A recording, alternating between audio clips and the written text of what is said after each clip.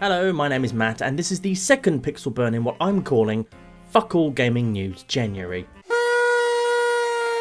in which I desperately scrounge for anything important, interesting or irritating to have happened in the week's gaming news, like a starving tramp rifling through a bin. So thank God for the Australian government's regressive Stone Age attitudes towards video games for giving me something to talk about. Specifically the news this week that even though Australia has had an R18 rating for video games for over 2 years now, Hotline Miami 2 Wrong Number has been refused an age rating by the Australian Classification Board, which makes it illegal to advertise, sell, screen or otherwise distribute Hotline Miami 2 anywhere in Australia. It doesn't make it illegal to own, however, so if it were to say magically appear on your hard drive one day, you wouldn't go to prison for it. Not that I would ever publicly condone piracy, of course. Not publicly. Unlike Hotline Miami 2's designer Jonathan Soderstrom, who in this email exchange with a Hotline Miami fan gave Australians permission to pirate the game if the Australian Classification Board don't change their mind. So if you're an Aussie who is looking forward to playing Hotline Miami 2, you have the developer's blessing to acquire it by any means necessary, including, if you're truly desperate, downloading it from your Uncle Torrents via the network of tin cans, string and messenger dingoes that is Australia's internet. The reason for the banning is a mission in the game called Midnight Animal, during which, according to the Australian Classification Board at least, the protagonist character bursts into what appears to be a movie set and explicitly kills 4 people who collapse to the floor in a pool of copious blood, often accompanied by a blood splatter. After stomping on the head of a 5th male character, he strikes a Sheila wearing red underwear. She's knocked to the floor and is viewed lying face down in a pool of copious blood. The male character is viewed with his pants halfway down, partially exposing his buttocks. He's viewed pinning the female down by the arms and lying on top of her, thrusting, implicitly raping her, either rear entry or anally, while her legs are viewed kicking as she struggles beneath him. Yep, that's me. Straight for the cheery topics as always. Nice one, Matt. Except the report not only divorces the entire scene from its original context, it also misrepresents it with some creative distortion of the facts. Or to put it more bluntly, they made shit up. For starters, the sexual assault is not glorified in any way, quite the opposite, nor does any thrusting take place. And while the protagonist does indeed kill 5 people before attempting to sexually assault a woman, it abruptly stops short of the actual act when an off-screen director yells cut. Whereupon everything is revealed to have been taking place on a movie set and everyone who died is shown to be alive and well. That's the twist, you see. All the brutality was staged and all of the people involved, including the woman, were actors. Although sadly they won't be eligible for any Oscars on account of them being not real. It might seem pedantic, but the context really is everything in this case. Saying the protagonist bursts into a film set, murders 5 people and sexually assaults a woman is drastically different from saying the protagonist kills 5 people and sexually assaults a woman in a scene being filmed for a movie. Similarly, if I said Christian Bale's character Patrick Bateman murders a homeless man in an alleyway in one scene, you'd understand that I'm talking about American Psycho. Whereas if I were to say Christian Bale once murdered a homeless man on a film set, I'd be making a very serious accusation.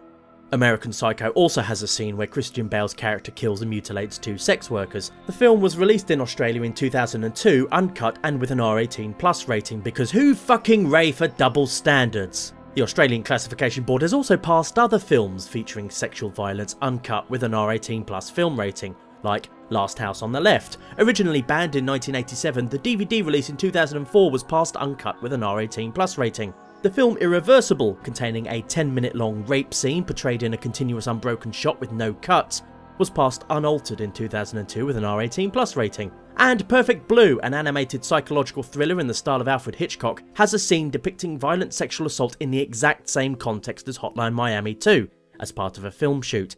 It was rated suitable for viewers 15 and older, and is freely available to buy uncensored in Australia.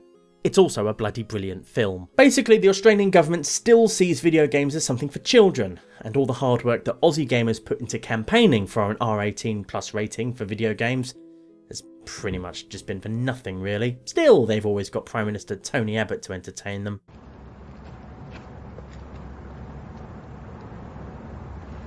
You're not saying anything, Tony. Some argue, without a shred of statistical evidence, that games should be held to a stricter standard because they're interactive. You're a direct participant in what's going on, you control the horizontal and the vertical, etc, etc, blah de blah de blah. In Hotline Miami 2's case, however, that argument doesn't hold water. In the controversial scene in question, everything shown immediately after knocking the woman down is a non-interactive cutscene, pure passive narrative. You are not moving analog sticks to tear off clothes, you are not pressing trigger buttons to donkey punch your victim into submission, there is no press X to thrust. There is, however, a clear warning beforehand that the scene contains implied sexual assault and the option to not see it. And if you do choose to not see it, the director yells cut before anything rapey happens. You still savagely murder 5 people beforehand though, because killing is top kek. Hotline Miami 2's publisher Devolver Digital have issued a statement criticising the classification board for stretching the facts in their report. Devolver also say they have no plans to officially challenge the board's ruling and that they stand by the developer's creative vision for the game. And so do I. Unlike the self-appointed moral stormtroopers who think video games are turning an entire generation into Elliot Rodgers, I'm not against developers trying to tackle difficult social issues in their games. I just wish they weren't so bloody awful at it. Case in point, Metal Gear Solid 5 Ground Zeroes, which has an unlockable 10-minute long audio file depicting torture, interrogation and, yes, a rape, orchestrated by the game's villain, Skullface. And it's every bit as awkward and ham-fisted as you'd imagine. Do you like what you see? It's like fruit.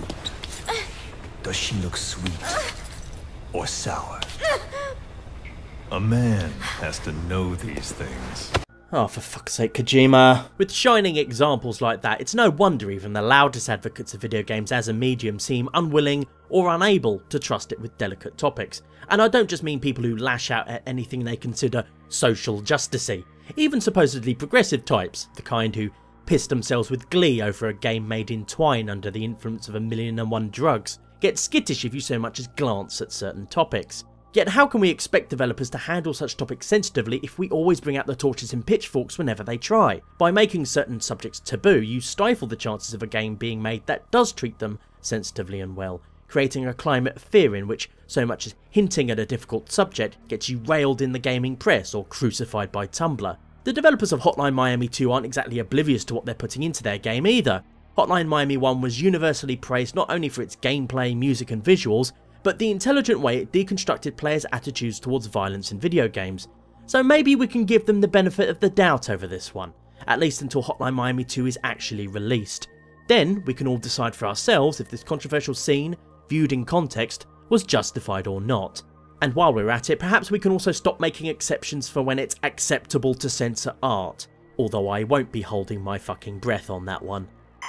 That's all for this single topic episode of Pixel Burn. If you liked it, please do let me know, and let your friends, family and the Australian Classification Board know as well. At the very least, I hope you found it tolerable. If you didn't like it, however, then you are more than welcome to write a horrible essay about me on Tumblr, calling me literally Hitler.